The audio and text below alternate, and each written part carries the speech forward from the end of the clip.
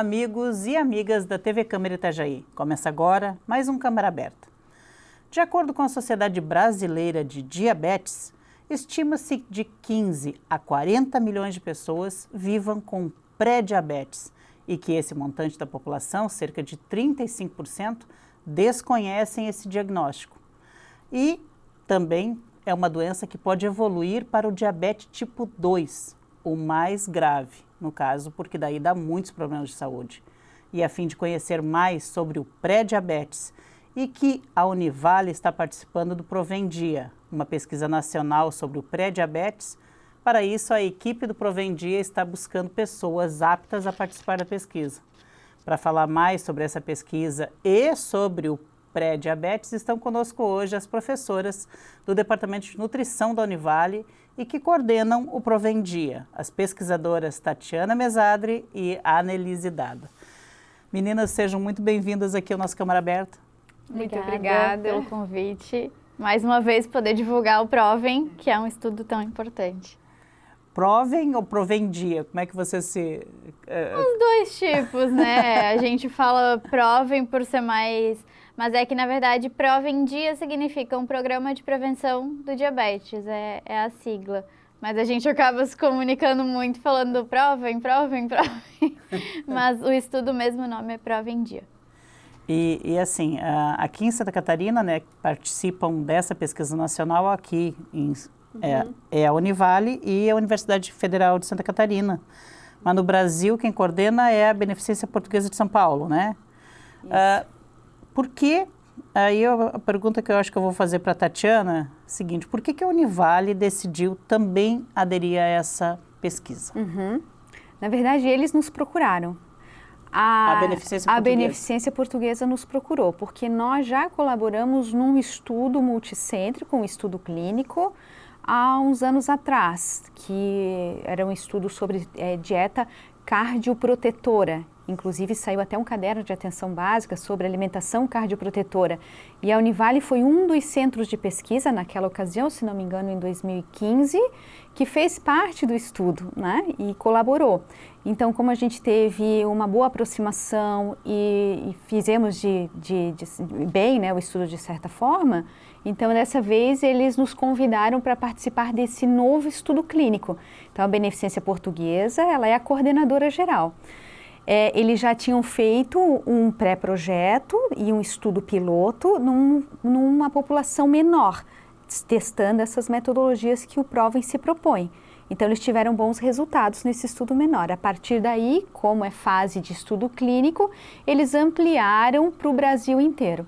Então, hoje são 30 centros de pesquisa que são ativos no Brasil para fazer o estudo Provendia. E aqui em Santa Catarina é só a Univale e a UFSC, né? Isso. Ou tem mais algum? Não? Liberou, não faz muito tempo, uma no Oeste, que se não me engano foi a UDESC. Então são 3 centros de pesquisa que foram treinados e habilitados para estar desenvolvendo essa etapa. E... bom, aqui com vocês ficou a cargo da nutrição, né? Por que houve essa escolha, assim? Você me falou agora há pouco que vocês receberam o convite, porque já tinham tido participado de uma outra pesquisa junto a eles. Foi por causa disso? Porque, por exemplo, lá cada centro é com um local diferente, né? Eu vi que lá na UFSC, por exemplo... com o pessoal acho que é da medicina desportiva ou do desporto. Na UFSC tem... do desporto, alguma coisa ligada mais à questão do desporto e não à nutrição, né? Por exemplo, para ti, como é que foi? Desde o inicinho você já quis entrar na pesquisa? Então, é que na verdade o Provem, ele é comandado, vamos supor, por profissionais da saúde. Então, a equipe ela é composta por profissionais da saúde. Nem sempre vai ser por nutricionista. Só da medicina, que nem... Exato, eu acho não que é vai da medicina. ser fechado o grupo, é geral. Então, por exemplo, a nossa equipe aqui hoje é só nutricionista, né? Mas, por exemplo, a gente tem na equipe também fisioterapeuta, psicólogo, então, né, médicos, vai uma variando equipe bastante. Então, assim, aquela pessoa que entra na pesquisa, ela vai ser entrevistada ou cuidada ou amparada por uma equipe multidisciplinar. Isso, porque a intenção deste programa não é só a nutrição, mas sim todos os hábitos que a gente precisa mudar em relação à atividade física, sono, estresse, tabagismo, álcool. Então, são vários fatores que não englobam só a nutrição. Então, a gente recebe um treinamento para dar essas orientações de forma geral, não apenas focado na nossa pesquisa. Mas o intuito de vir para a nutrição é que esse outro, que era relacionado a uma alimentação cardioprotetora, foi feita por professoras da nutrição, por nutricionistas. E aí o contato foi feito... Já agregaram direto nessa parte. Mas a equipe também, às vezes, tem enfermeiro, enfim. Aqui na Univale ficou constituída dessa forma, por eventualidades, mas em outros centros a constituição é variada. Por quê? O método que a gente está desenvolvendo, ele prevê que o atendimento é por profissional de saúde.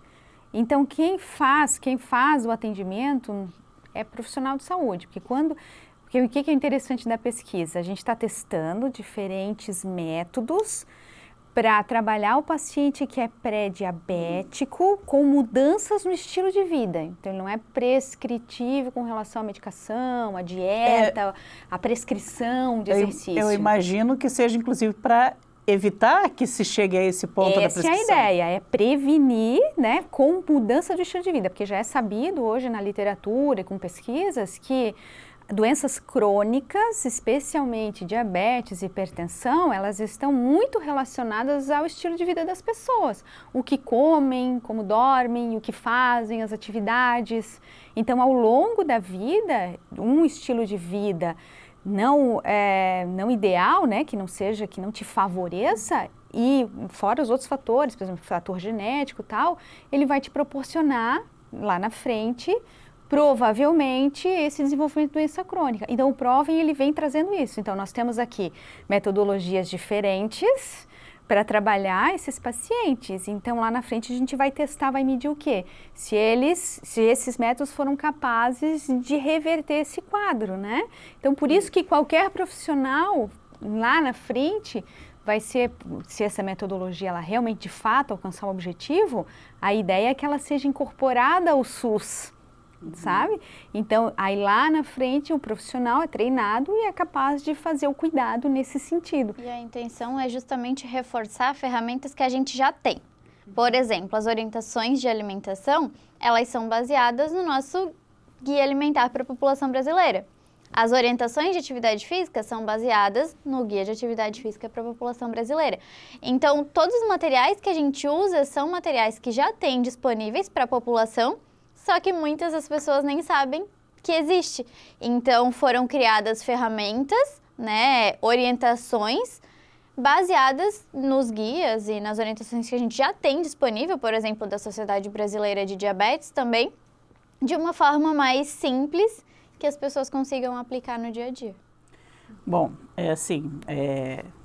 acho que a gente conversava até um pouco antes de começar aqui essa questão dos prazos, né? Toda pesquisa ela tem mais ou menos um prazo. A de vocês ela já iniciou aqui 6 meses? Em agosto do ano passado nós iniciamos. Quase um ano. Nós somos treinados e iniciamos a pesquisa, né? Então, a gente está captando os pacientes e agora a gente está finalizando. Então, a gente está divulgando para dar essa oportunidade para as pessoas que tiverem os critérios, mas ela tem um limite, né? Nós temos um limite de pessoas para colocar na pesquisa. E tem uma data final também para que façam essas inserções dessas pessoas, para que consiga fazer esse acompanhamento de pelo menos 1 ano e meio, 2 anos, 3 anos, é isso? O acompanhamento do estudo, a partir do momento que o paciente entra, ele já começa o acompanhamento e a duração do acompanhamento são de 3 anos. Então, ele fica 3 anos no estudo. A gente iniciou em agosto do ano passado, mas a captação, né, para todos os centros, a inclusão de paciente é até julho, agora início de julho. Início de julho encerra. Então, daí encerram as captações, não entra mais paciente.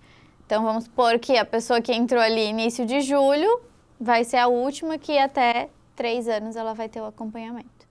Olha que interessante. E assim, vocês ainda têm vagas nos grupos...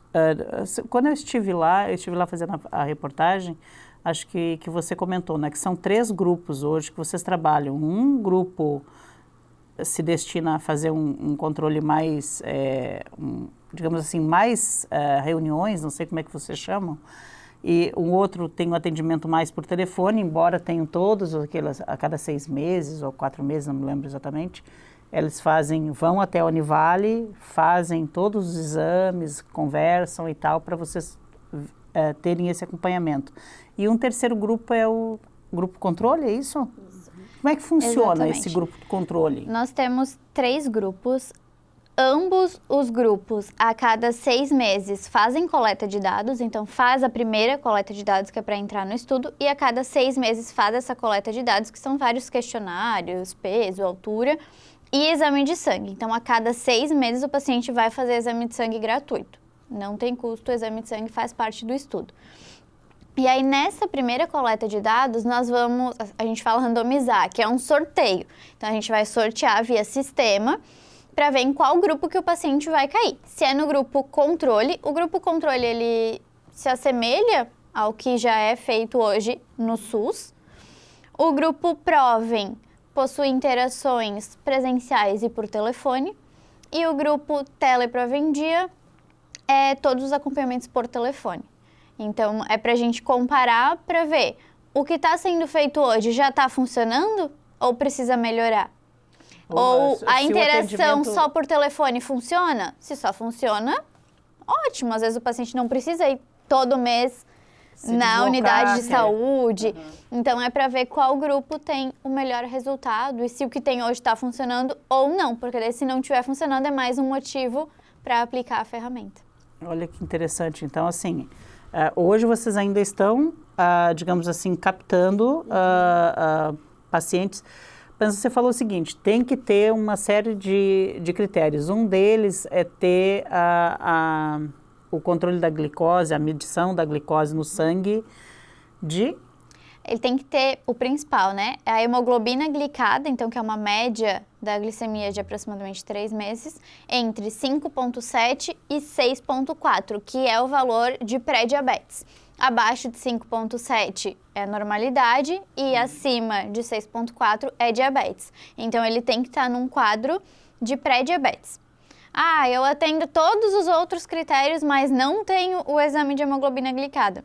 Aí a gente agenda, o paciente vai até na universidade e a gente coleta o exame de sangue para confirmação. Aí, estando dentro dos parâmetros, ele entra no estudo.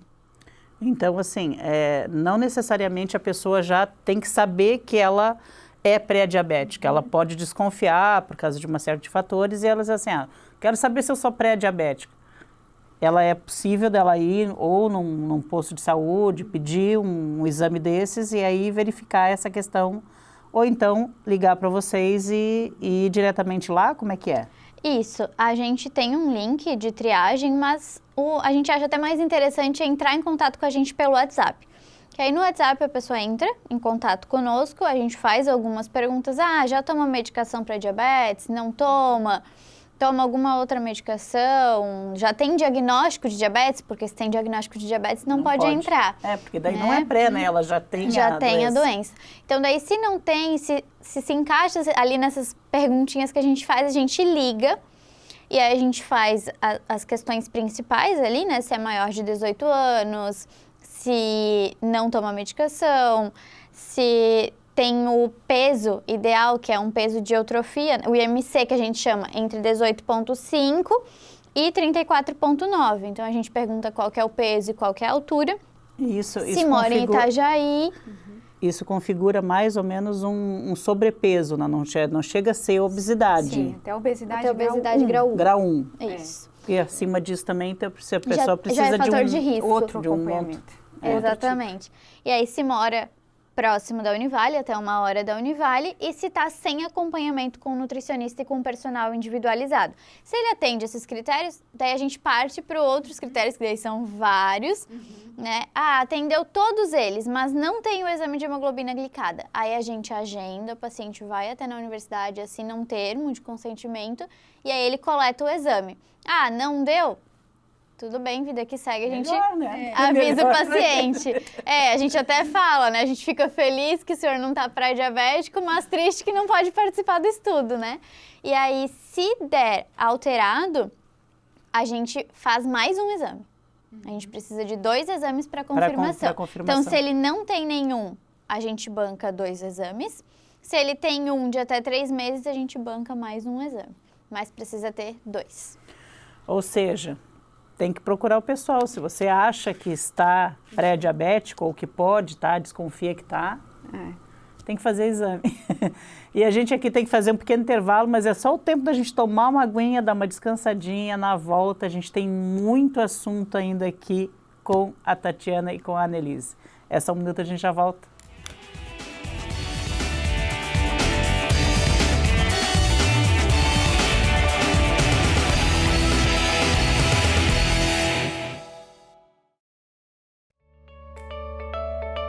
Fique por dentro do que acontece na Câmara de Vereadores de Itajaí. Inscreva-se em nosso canal do YouTube.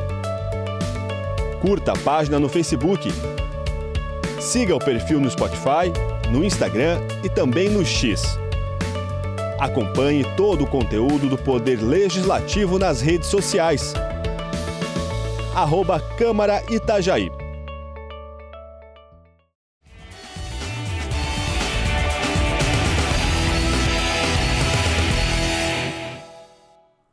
Voltamos aqui no Câmara Aberta, que hoje entrevista as 2 pesquisadoras lá do Departamento de Nutrição da Univale, a Annelise Dada e a Tatiana Mesadri.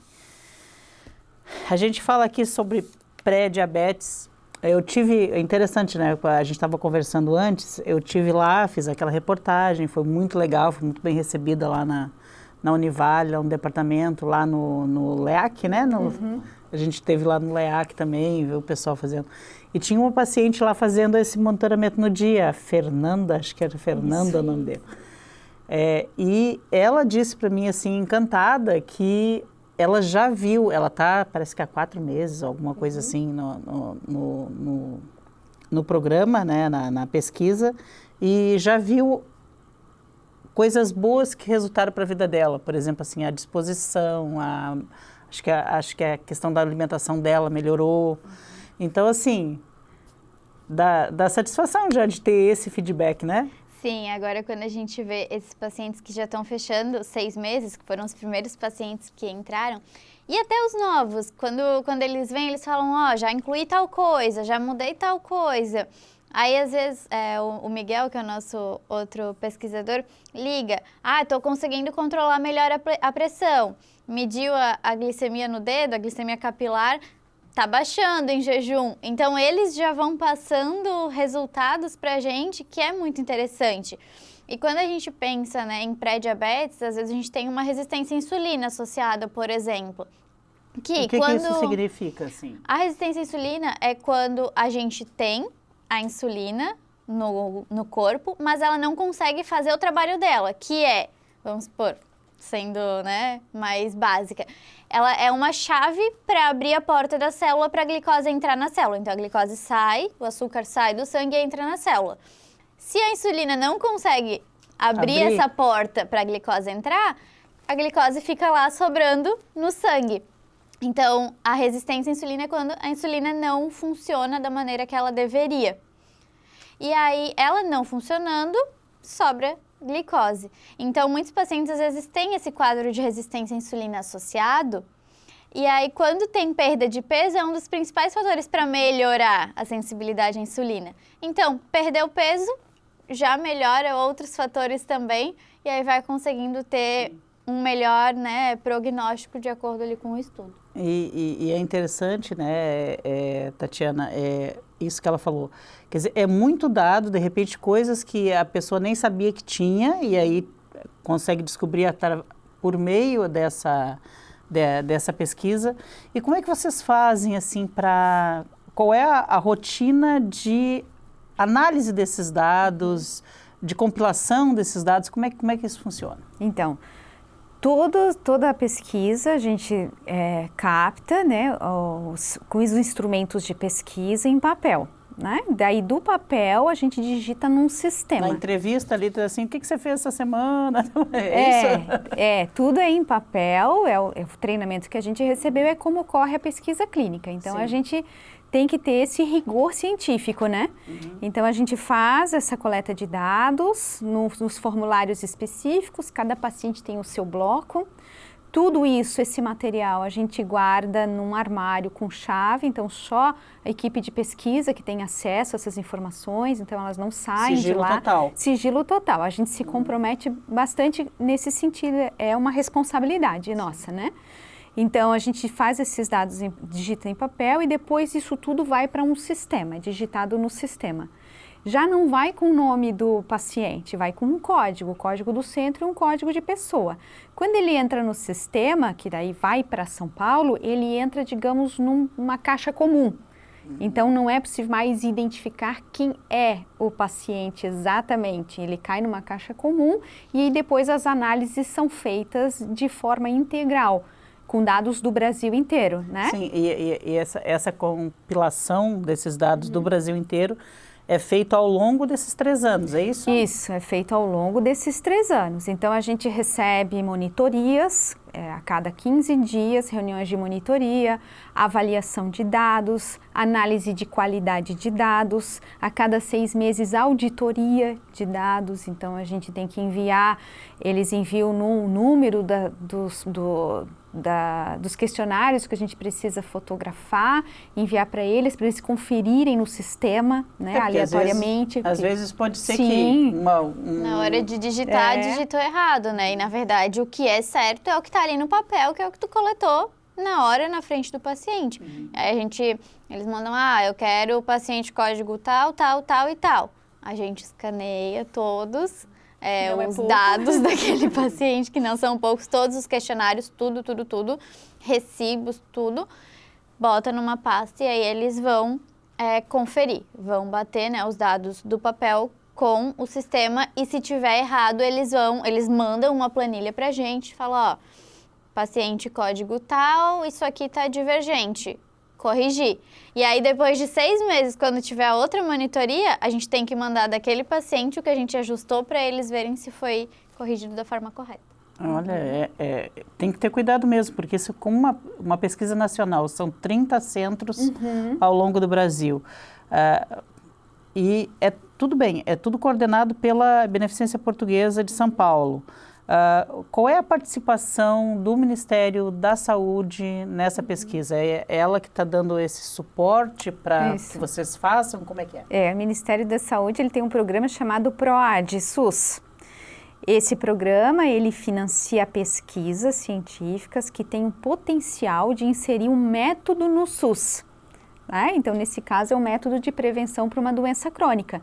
Então, ele tem esse financiamento. Que é exatamente esse retorno para a sociedade daquela pesquisa que está sendo feita. Exatamente. Então, tem um investimento do PROAD, que é vinculado ao Ministério da Saúde, para essa pesquisa, porque ela tem um potencial de, no futuro, inserir esses métodos, se eles realmente forem atestados, que são bons, né, que conseguem melhorar esse prognóstico, de reverter esse quadro, para eles estarem inserindo no SUS. Então, ele volta para a população, entende? Então, participar dessa pesquisa é um benefício para si, porque a gente faz esse acompanhamento durante esse tempo, tem o cuidado dos exames laboratoriais a cada 6 meses, sem cuidado custo com a nenhum. Saúde da pessoa, do paciente é ótimo, mas quando pensa que isso vai ajudar futuramente... Então, esse é um outro olhar. Então, esse cuidado de si e, além disso, contribui com a ciência, né, de forma efetiva. Então, esses tipos de estudos dessa forma, que são estudos clínicos, eles servem para isso, né? Para eles testar o método, nesse caso o método, mas o de medicamento acontece da mesma forma, de vacinas acontece da mesma forma, são esses tipos de estudo. Então, quando as pessoas participam de estudos clínicos, elas estão contribuindo de fato com a ciência, porque isso que ela está, esse método, ele proporciona isso, né? A possibilidade de estar incluindo um medicamento, ou uma técnica, ou um método para a sociedade no futuro. E agora uma pergunta assim que ela vai ser recorrente, por quê? Porque às vezes a pessoa, ela está lá, ela foi fazer uma consulta de rotina lá no posto de saúde, lá no Santa Regina, por exemplo, e ela não sabe como é que está a saúde dela e de repente está ali com um diagnóstico ou um diagnóstico prévio de pré-diabetes. Ela também pode entrar na pesquisa. Como é que vocês fizeram houve essa ligação, por exemplo, com os programas de saúde que já existem no município, para que seja dado para essas pessoas lá na ponta que tenha essa intenção de entrar no programa? Nós divulgamos em toda a rede de saúde, com os profissionais de saúde, especialmente com os médicos que atendem na atenção básica, que são os que solicitam os exames e fazem essa leitura com o paciente, né? Então, nós fizemos esse contato já fizemos via Secretaria de Saúde, já participamos de reuniões com esses médicos, já conversamos pessoalmente com eles também, além de divulgar em outros canais de comunicação. Isso tudo foi feito no ano passado ou está sendo feito? Está sendo feito. Então, a gente sempre repete as ações, tenta expandir, né, para alcançar o maior número de pessoas possíveis. Então, a gente tem também o Instagram do projeto, a gente vincula as entrevistas, então tenta fazer com que essa informação chegue para o maior número de pessoas possível. Então, a gente está sempre fazendo. E mesmo assim, vocês ainda estão com vaga para que tem que ser fechadas até julho? Então, porque como é um estudo clínico, a gente precisa seguir um protocolo. Então, nesse protocolo... Nem todo mundo que se candidata Exatamente. É então, nós já tivemos muitos candidatos, na verdade, só que esbarram em alguns critérios. Então, a Anne já colocou alguns critérios, mas são só os principais. A gente tem depois uma lista que a gente chama de elegibilidade, aí com detalhamento de outros critérios. Porque a gente precisa que os pacientes eles estejam o mais próximos possíveis, numa linha o mais perto possível, que sejam mais parecidos. Além do que, esses critérios de exclusão que a gente chama, são critérios que às vezes podem interferir no resultado dos exames ou podem ser fator de risco para a pessoa desenvolver diabetes ou pré-diabetes. Então, se ele já tem esse critério e ele entra no estudo, pode ser que ele desenvolve pré-diabetes ou diabetes, mas não é em função do estudo. Ou o estudo não vai funcionar nesse paciente. E aí a gente não sabe se é o estudo que não está funcionando ou se é algum desses critérios que o paciente tem. Então, por isso que a gente já tem que eliminar ele ali para deixar o mais parecido possível. Então, é em nome do rigor científico que, por exemplo, por exemplo, vamos pegar um exemplo prático, assim. Por exemplo, tem uma pessoa lá, um homem, por exemplo, sei lá, de 120 quilos. Mas ele tem uma vida ativa, ele corre, ele trabalha pesado e tal. Então, ele tem uma atividade física bastante grande, mas tem uma alimentação errada por uma condição ou outra. Só que daí você tem lá, sei lá, uma pessoa de 80 quilos, uma mulher sedentária, mas que a princípio tem uma alimentação mais ou menos saudável. Esse ajuste é que entre as características de cada um é que dá vocês conseguem ver por meio dessa filtragem que é feita? A gente vê, na verdade, por esses critérios. Por exemplo, pelo IMC, que a gente inclui pacientes até obesidade grau 1, acima disso não, porque quanto maior o grau de obesidade, maior o risco de desenvolver doenças crônicas. Por exemplo, um dos critérios de exclusão é se não tem a pressão arterial, por exemplo, tem pressão alta, tem hipertensão arterial não controlada. É um fator de risco para desenvolver diabetes. Então, se ela já não está controlada, a gente não tem como incluir o paciente no estudo. Então, são algumas medicações, podem alterar a glicemia no sangue. Então, se o paciente toma essa medicação, provavelmente ele vai ter alteração na glicemia. E às vezes, com as orientações que a gente está passando, não vai regularizar. E a gente vai achar que é o método que não está funcionando. Que não funciona. Isso. Então, por isso que a gente já tem que tirar o paciente antes. Muito interessante. Então, e por isso que é tão difícil fechar esses grupos, né? Isso, então a nossa dificuldade é mais nesse sentido, porque para encontrar essa linha de base o mais próxima possível, precisa passar por esses critérios. Então esbarra em alguns critérios, né? E aí a gente não consegue colocar o paciente. Então a procura, a gente já teve bastante procura. Só que os critérios, como tem vários de exclusão, as pessoas acabam talvez não conseguindo entrar nesse sentido. Mas tem ainda paciente que dá para entrar.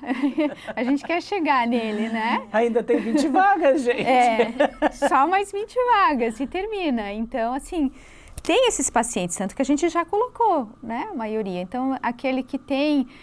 até tem fator de risco, a pessoa assim, entende que ela está com sobrepeso, mas até a obesidade grau 1 não passou. Ela olha assim, não, eu tenho na família próxima pessoas com diabetes, né? E ela recém descobriu que é pré-diabética. Não toma medicação para diabetes. Não toma outro tipo de medicação, que daí a gente precisa fazer o filtro, né? Então, essa é uma candidata a entrar no estudo, por exemplo. Então, tem. A gente só precisa encontrar a pessoa, assim, que ela se enquadre nos critérios. Então, ó, aproveita agora o nosso intervalinho, vai pensando aí em tudo isso que as professoras falaram aqui, vê se você se enquadra também. Se enquadrar, daqui um pouquinho a gente te passa o telefone que você vai poder falar com essas moças bonitas aqui. É só um minutinho, é o tempo de tomar mais uma aguinha, tá?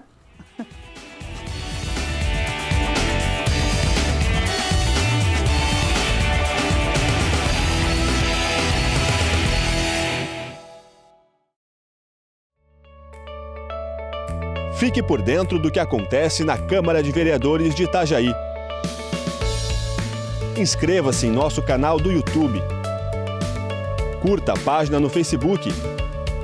Siga o perfil no Spotify, no Instagram e também no X. Acompanhe todo o conteúdo do Poder Legislativo nas redes sociais. @Câmara Itajaí.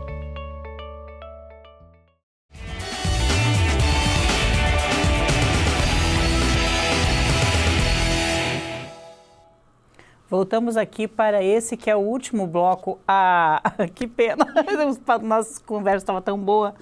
Aqui com a Tatiana Mesadri e com a Annelise Dada, grandes pesquisadoras. Você já doutora, e você no doutorado, né?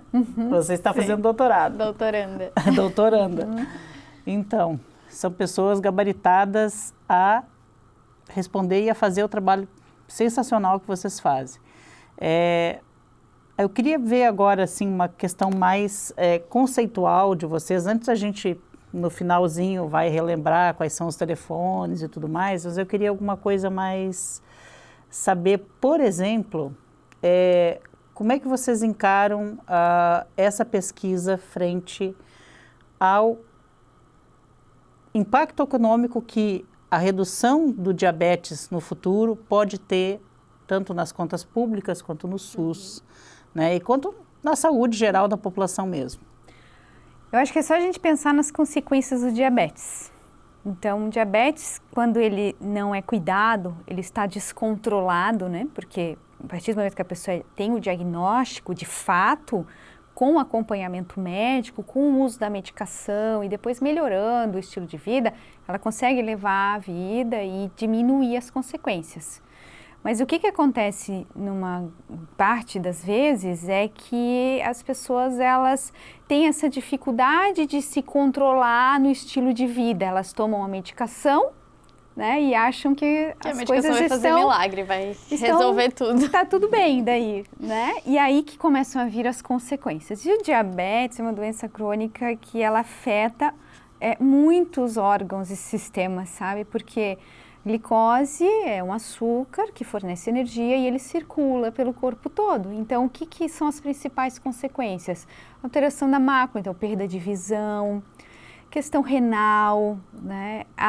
Muito problema renal, né? Muito problema renal, problemas cardíacos. Então, uma boa parte das doenças cardíacas, elas estão ligadas, associadas ao diabetes do tipo 2. Aí vamos pensar que tudo isso, quando a pessoa está doente, ela vai procurar muito mais o serviço de saúde. Ela vai precisar de outros tipos de tratamento, ela vai precisar de outras medicações, ela vai precisar de internação, muitas vezes cirurgias. Então, certamente isso tem um impacto econômico grande para o sistema. E até mesmo a pessoa que ela segue o tratamento correto, ela recebe a insulina ou ela recebe a medicação por via oral. Então, ela também traz um custo. Mesmo ela cuidando ou ela não cuidando, claro que se ela não cuida, o desfecho, né, o gasto é muito maior. Mas até a própria pessoa que cuida. Então, ela traz esse gasto, questão de insulina, de medicação por via oral, então... Porque hoje o SUS, ele fornece tanto insulina quanto a medicação, a metformina, né? Isso. E outras coisas, remédio para pressão também, uma lista enorme.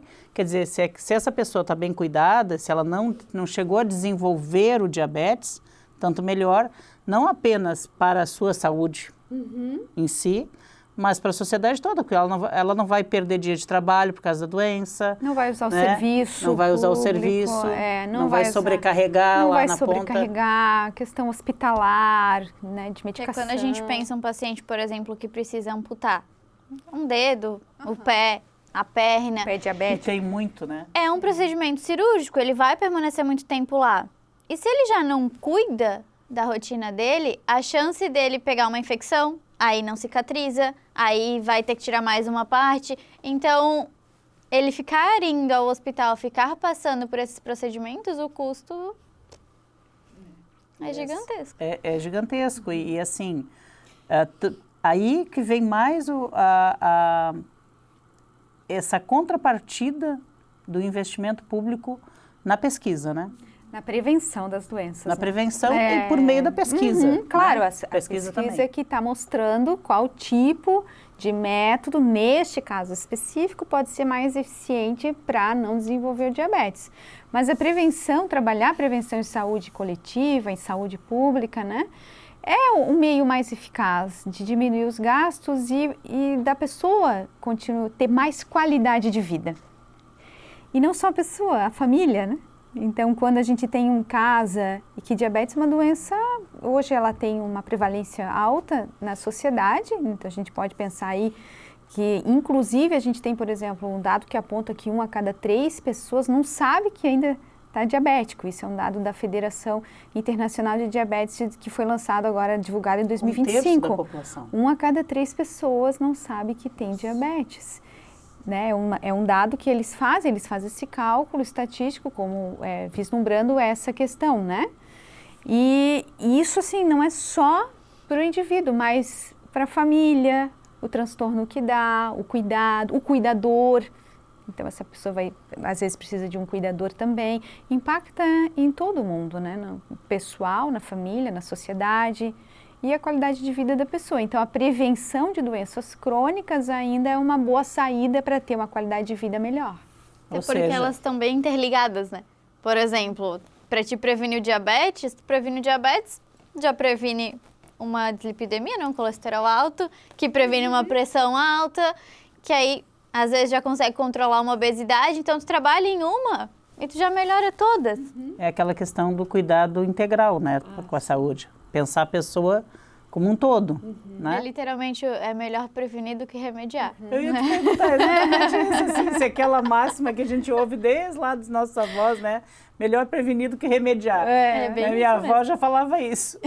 Mas é uma verdade. E sabe que uma outra coisa interessante é que hoje também a gente tem muitas informações. E na internet, na rede social. E muita coisa não é verdadeira. Hoje eu randomizei uma paciente, inclusive, e ela me falou, a gente tem tanta informação que gera desinformação. E é exatamente isso que está acontecendo hoje. Eu atendo em consultório também e eu vejo que hoje, no consultório, a gente trabalha mais para desmentir as coisas que as pessoas veem na internet do que dar a própria orientação nutricional. Porque daí o paciente ele já chega lá bombardeando de pergunta, de coisa que viu na internet, e aí tu fica... E sinceramente, às vezes tem pessoas que são, às vezes até nem é mal intencionada. Não. Muitas delas... muitas delas são, né? Estão ali a caça de dinheiro mesmo, do clique e tal, para que vai gerar dinheiro para elas. Mas tem muita gente que fala as coisas tipo assim, tirei da minha cabeça, das vozes da minha cabeça e acha que aquilo ali, não, porque na minha família aconteceu assim, então é assim. Mas não só é. que não é. Não é. Né? Então a gente tem realmente que se pautar por pesquisar e pegar a informação de local correto. Isso. É crítico, né? Porque hoje o que não falta é informação. E desinformação também, então ser crítico. Até uma das orientações que a gente passa no Provem é ser crítico quanto às informações veiculadas nas mídias.